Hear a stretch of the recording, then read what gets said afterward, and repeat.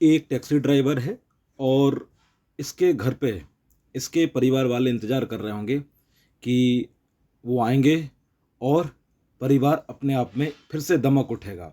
मतलब वो वेट कर रहे हैं, इनके बच्चे जो होंगे वो वेट कर रहे होंगे कि पापा आएंगे, कुछ लाएंगे, ठीक है, और जीवन यथावत और नियंत्रित चलेगा। लेकिन सरकार के भ्रष्टाचार और उनकी कमियों के कारण आप देख सकते हैं किस तरीके से एक आम आदमी मर जाता है।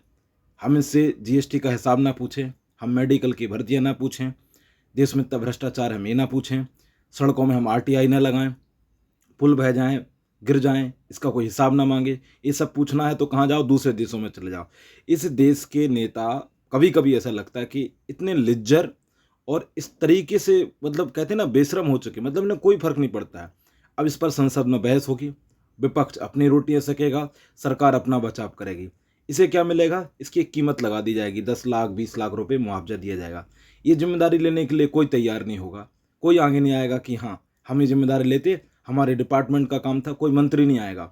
यहाँ सरकारें अपने मंत्रियों का इतना बचाव करती है, मैं किसी देश में नहीं देखा होगा।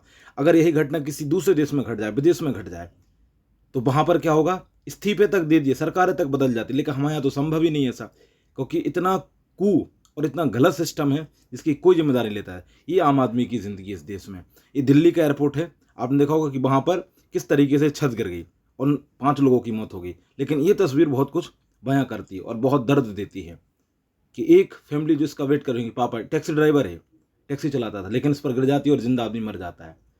ये तस्वीर बहुत कुछ बताती है।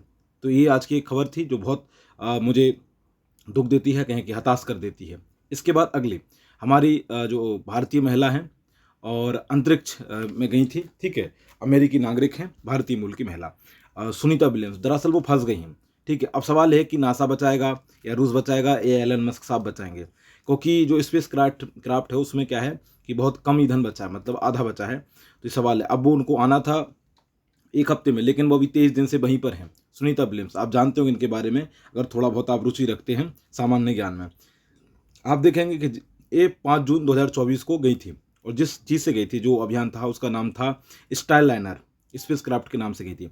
इनके साथ एक व्यक्ति और हैं, बुश बिल्मोर। ये 2 लोग हैं जो अभी फंसे हुए हैं। अब विचार चल रहा है कि क्या होगा, आ पाएंगे नहीं आ पाएंगे। उनको पृथ्वी पे आना था लेकिन मना कर दिया, क्योंकि वहाँ पर हीलियम गैस का रिसाव होगा, जैसे शंका है कि जब ये आएगा स्पेस क्राफ्ट तो इसमें आग भी लग सकती है, तो इसलिए वहाँ पर इनको होल्ड कर दिया गया है।